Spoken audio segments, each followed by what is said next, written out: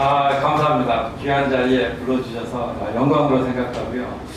오늘 이제 주제가 오페라 속 성경 이야기인데, 혹시 여러분 중에 오페라 속 오페라와 성경과 오페라에 관한 강의를 들어보신 적이 있으신가요? 네, 없어요. 왜냐면 저도 한 번도 들어본 적이 없어요. 그래서 제가 이걸 준비하면서 왜 이걸 하는 사람이 한 명도 없을까 이런 궁금증이 들었는데, 제가 곰곰 생각해 보니까 이런 이야기를 하려면 일단 크리스찬이어야 된다는 거예요. 저는 어려서부터 교회를 다니고 제 바로 한 살 더 먹은 형이 있는데 목사를 하거든요. 신학대학 나와서 목사하다가 목회자 있다가 우크라이나에 선교사로 갔다가 전쟁이 일어나는 바람에 잠시 한국에 들어와요. 그래서 어려서부터 성경 공부를 열심히 한 건 아니지만 그런 분위기에서 살았어요. 두 번째는 이제 이런 오페라라는 음악 장르에 대해서도 좀 알아야 되잖아요. 그리고 또 한 가지가 중요한 게 성경에 대해서도 알아야 돼요. 성경을 함부로 이야기하기 좀 어려운 분야이긴 한데, 저는 다행히 교회에서 제자훈련, 사역훈련 이런 과정을 거치면서 조금 공부를 했어요. 많이 안다는 건 아니고요. 이 세 가지를 다 갖춘 사람이 있긴 있겠죠. 물론 이 세 가지를 어느 정도 조건을 갖춘 사람이 있을 텐데, 또 한 가지가 있는 게 뭐냐면, 강의를 하려면요, 남 앞에 와서 이렇게 마이크를 잡고 뭘 하려면 일단 건강해야 돼요. 더 중요한 건 배가 안 나와야 돼요. 그래서 제가 그 이유 때문에 제가 이걸 하게 됐다는 거예요. 제가 많이 알아서가 아니고 일단 배가 안 나왔다는 거, 그리고 건강해 보인다는 거, 이런 이유 때문에 이걸 하게 됐는데, 오늘 성경 속 오페라 속에 어떤 성경 이야기들이 나오는데, 그 이야기를 통해서 우리가 어떤 신앙적인 지혜, 그리고 또 인문학적인 지혜들이 어떤 게 있는지 한번 보도록 하겠습니다. 저는 이제 상세하게 설명을 해주셨고요. 오늘 이야기는요, 오페라 마탄의 사수라는 오페라가 있는데, 서곡을 한번 들어보고요. 그리고 조금 전에도 장로님께서 말씀하셨어요. 모세 이야기, 겁쟁이에서 민족의 지도자가 된 모세 이야기를 다룬 이집트의 모세라는 오페라가 있어요. 잠깐 한 장면 감상하시고요. 그 다음에 이 강한 남자 삼손이 왜 파멸하게 되는지를 다루는 삼손과 데릴라, 그리고 나서 타이스의 명상곡은 바이올린으로 감상하실 거고요. 그리고 열왕기 한편에 보면 느부갓네살 왕이 나오는데, 이 왕의 이야기를 다룬 나부코라는 오페라를 잠시 감상하도록 그렇게 하겠습니다. 자, 마탄의 사수가 있는데, 이 베버의 이 마탄의 사수는 굉장히 좋은 오페라죠. 이걸 감상하려고 하는 게 아니라 서곡만 잠깐 들어보도록 하겠는데, 정명훈 씨가 지휘를 해요. 근데 제가 퀴즈를 하나 내도록 하겠습니다. 이 서곡의 멜로디를 들으시고 이거 찬송가 제목을 맞추시는 거예요. 이거 아시는 분들은 좀 잡아주세요. 네. 이게 오페라의 서곡인데 찬송가 이렇게 생각하실 수 있을 텐데, 일단 한번 감상해 보시고 맞춰보시기 바랍니다.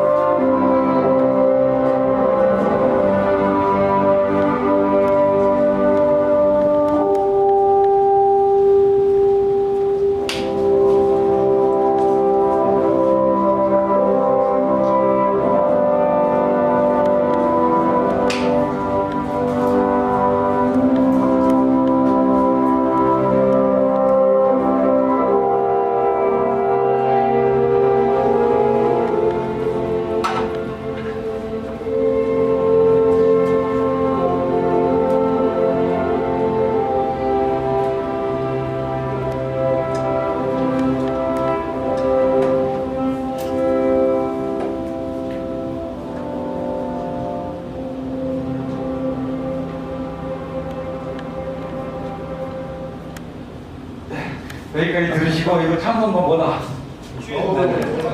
다 하시네. 그리고 여기 계신 분 크게 한번. 네, 내 주의 뜻대로 박수 한번 보내주세요. 제가 상품 드린다는 말씀은 안 했어요. 뭐죠? 연습 문제였다는 거 제가 말씀드리고 다음번에는 상품이 있습니다. 그러니까 이게 오페라 서곡인데 이걸 찬송가로 만들어서 부르는 거예요. 그렇게 밀접하게 관련이 있거든요. 계속 불을 꺼주셔도 괜찮겠습니다. 네. 제 얼굴이 중요하지 않잖아요, 이제. 그러니까 보통 오페라 그러면 인간 지성이 만든 최고의 예술품 이렇게 이야기를 하는데 이유는 음악을 중심으로 해서 무용, 연기, 건축, 미술, 조명, 의상 이런 것들이 융합되어 있다 이런 의미인데 종합 선물 세트 이런 개념이 아니에요. 오페라라는 예술을 향해서 이 다양한 요소들이 하나로 뭉쳐야 됩니다. 그거에 맞게 서로 협력해야만 되는 예술이거든요. 그러다 보니까 또 물론 오페라는 그 문학을 기반으로 하고 있기 때문에 또 철학적인 내용들을 많이 담고 있죠. 그래서 우리는 오페라를 보는 그 이유를 보고 듣는 감각적인 재미뿐만 아니라 이걸 통해서 삶을 성찰하기도 하고 또 영혼을 정화시킬 수 있는 그런 기능을 한다고 이야기를 하는데 오라토리오와 칸타타하고는 조금 달라요. 그걸 뭐 제가 길게 이야기할 수는 없지만 교회에서 주로 오라토리오, 칸타타 많이 하는데 오페라하고는 좀 다르다는 것만 말씀드리고 넘어가도록 하겠습니다. 자, 성경을 주제로 한 오페라. 근데 우리나라에서는 많이 공연되지는 않아요.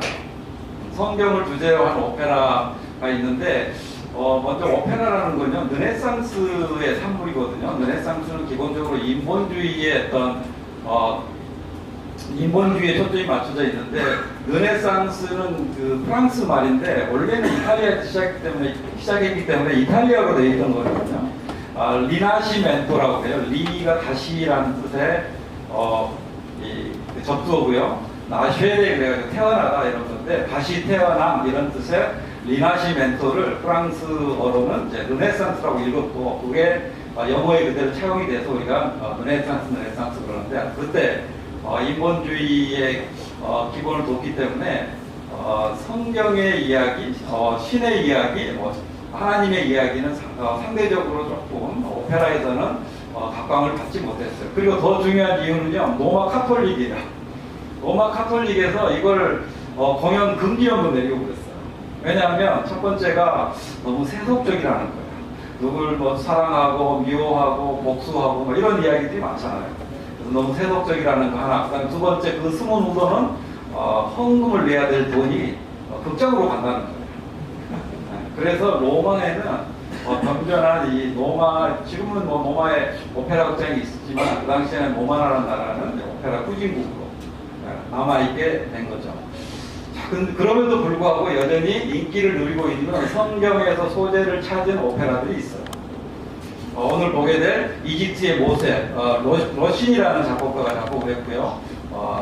모세와 아론도 있고요. 삼손과 데릴라 오늘 보도록 하겠습니다. 그리고 시바의 여왕, 나부코, 타이스도 오늘 잠깐 설명을 드릴 텐데 성경에는 없지만 실제 선교, 전도와 관련된 이야기거든요. 초기 기독교의 전도와 관련된 이야기, 타이스라는 오페라도 있고요. 그리고 신약 성경의 이야기를 다룬 거는 이제 헤로디아데라고 해서 헤롯 왕의 이야기를 다룬 그런 오페라도 있고, 또 제일 유명한 건 살로메죠, 살로메. 살로메도 있는데 오늘은 제가 살로메는 이야기를 하지 않고 그냥 시간이 짧기 때문에 구약에 관한 것만 이야기를 하도록 그렇게 하겠습니다. 자, 겁쟁이에서 민족의 지도자가 된 모세 이야기 한번 해보도록 하겠습니다. 모세 출애굽기 다 아시죠? 아브라함은 이삭을 낳고 이삭은 야곱을 낳고 야곱은 요셉을 낳았잖아요. 저도 이 정도는 외우게 됐어요.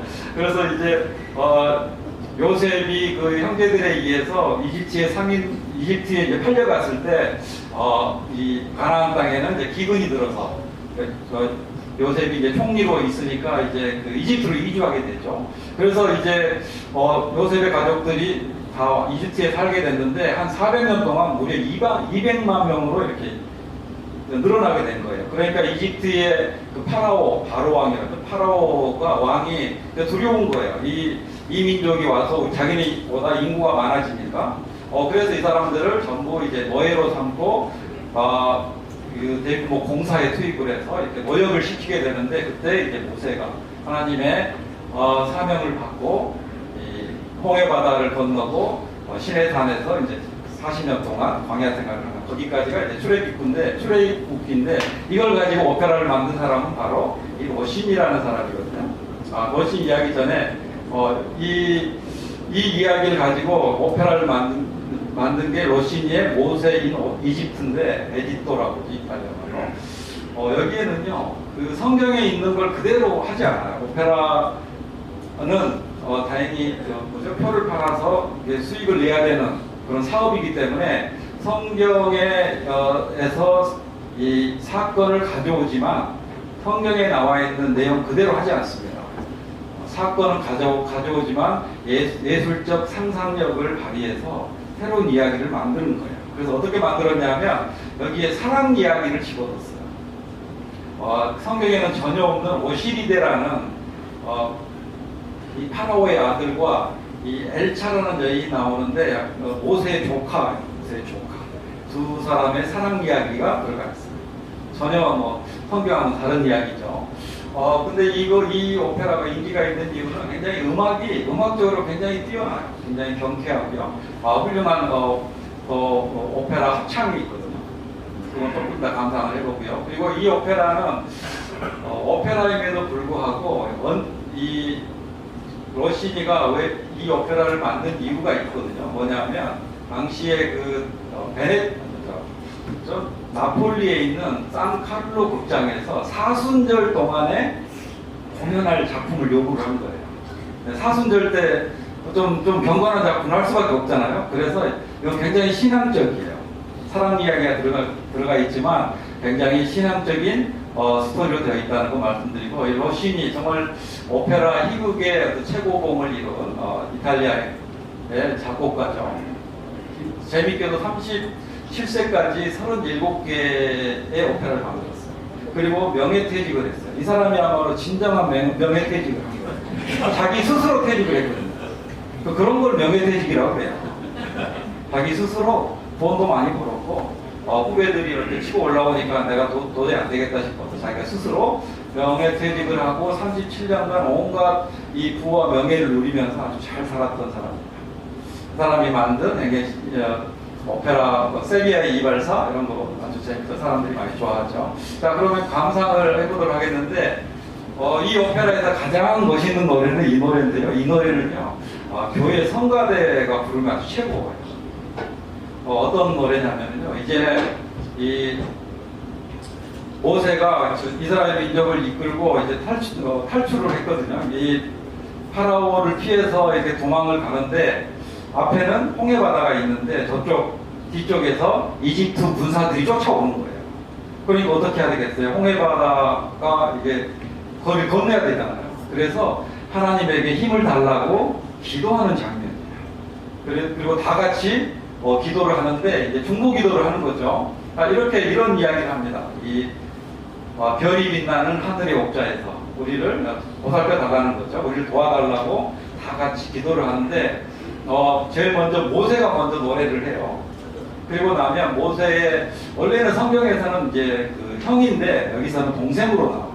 아론이 노래를 그걸 받아서 하고, 그리고 나서 이제 엘차 조카가 부르는데, 여기 베이스가 부르고, 똑같은 소유를 다시 테너가 부르고, 다시 합창이 잠깐 나오다가 다시 소프라노가 그 멜로디를 부르거든요. 굉장히 아름답습니다. 그래서 한번 이런 걸 아마 교회에서 성가대에서 한번 하시면 아마 기립박수 받으실 수 있어요. 한번 들어보시고, 얼마나 그 내용도 되게 좋거든요. 내용도 되게 경건하고 아주 좋습니다. 한번 들어보시기 바랍니다. Oh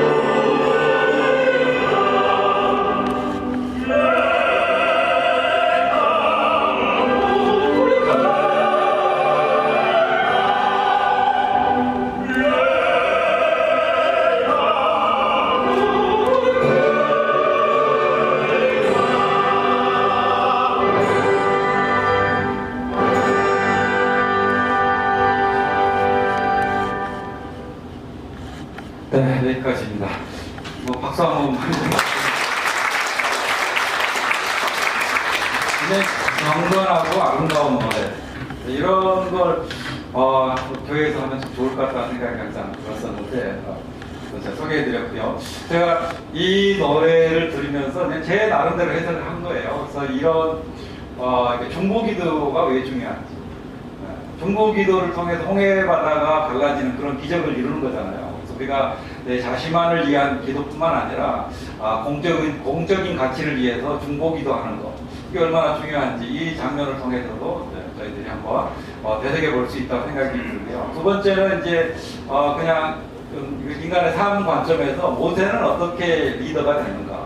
왜냐하면 성경 출애굽기에 보면요, 모세가 하나님의 어떤 명령을 안 받지 않으려고 엄청 노력을 해요. 왜 저한테 하필이면 저 말도 못하고. 그런데 왜 하필이면 저한테 이스라엘 민족을 끌고 가나안으로 가라고 하느냐. 두 번이나 이제 회피를 피하거든요. 두 번이나 하나님께 못하겠다고. 그래서 이제 하나님이 이제 뭐라고 화를 내시는데, 모세가 리더가 되는 거는요, 세 가지 단계를 거쳐요.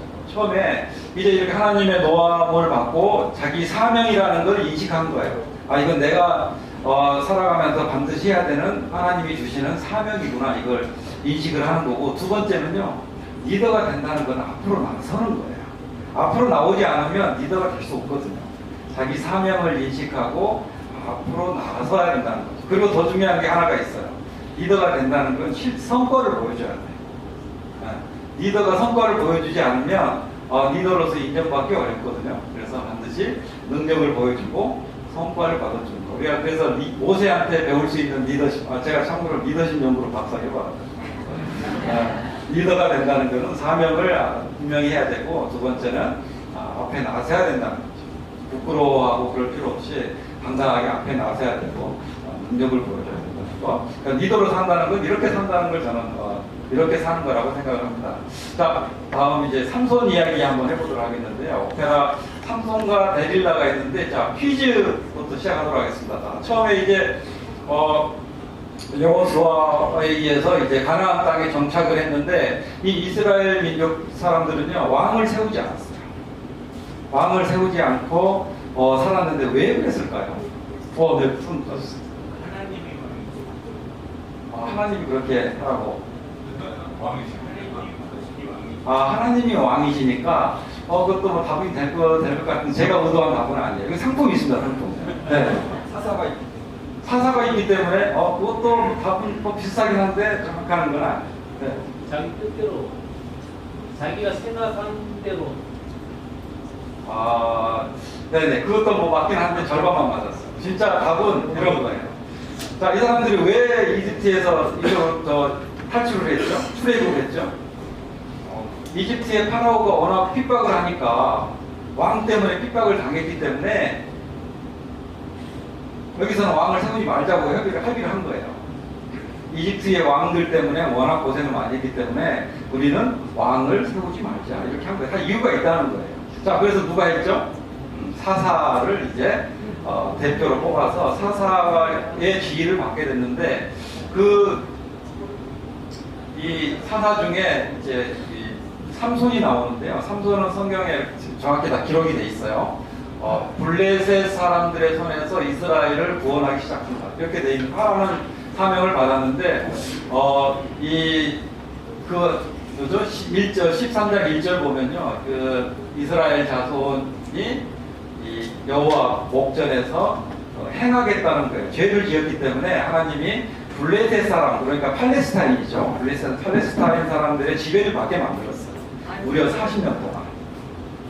근데 이제 삼손에게 블레셋에서 이제 독립할 수 있도록 그런 사명을 준 거죠. 근데 이 삼손에 관한 이야기는 워낙 유명하죠. 근데 이 삼손에 관해서 오페라를 만든 사람은 생상스라는 사람인데, 우리가 삼손과 데릴라 오페라를 보면 한번 생각해 봐야 될 게 있어요.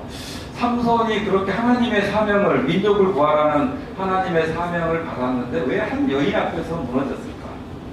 그리고 삼손의 힘의 근본적인 원천은 무엇일까? 과연 머리카락일까? 하는 것을 한번 생각해 보도록 하겠습니다. 이 생산스라는 사람은 프랑스의 최고의 작곡가인데요. 작곡을 정말 많이 했는데 연주되는 부분 별로 없어요. 이런 사람들이 있어요. 그 당시에는 최고로 인기가 있었는데 우리가 기억하는 거 별로 없어요. 13개의 오페라를 만들었다는데 딱 하나밖에 기억이 안 나요. 공연되는 건 삼손과 데릴라 하나밖에 없어요. 죽음의 무도회 뭐 이런 거밖에 기억이 안 나요. 자, 오페라의 이제 이 한 장면을 감상을 해보실 텐데, 이건 너무나 유명한 노래죠. 굉장히 유혹적인 노래죠. 삼손을 유혹하는 데릴라의 노래거든요. 자, 삼손이 이제 이 데릴라라는 여자를 만나는데, 데릴라가 자기 이제 유혹하면서 소래 계곡으로 오라고 해 자기가 사는 곳으로. 그래서 삼손이 거기를 찾아갔어. 그래서 결국 두 사람이 이제 사랑하는 사이가 되는데 이 데릴라가 이 삼손을 이제 굴복시키기 위해서 유혹을 하는 거예요. 그리고 성경에 보면 이 돈을 받기 위해서 그러니까 돈을 주겠다고 그랬거든요. 그 블레셋의 대제사장들이 찾아와서 삼손을 넘겨주면 힘의 비밀이 어디에 있는지를 알려주면 내가 돈을 주겠다고 해서 이제 유혹을 하는데 굉장히 유혹하는 그 메시지가 굉장히 강렬해요. 어떻게 유혹하는지는 직접 노래를 한번 들어보도록 하겠습니다.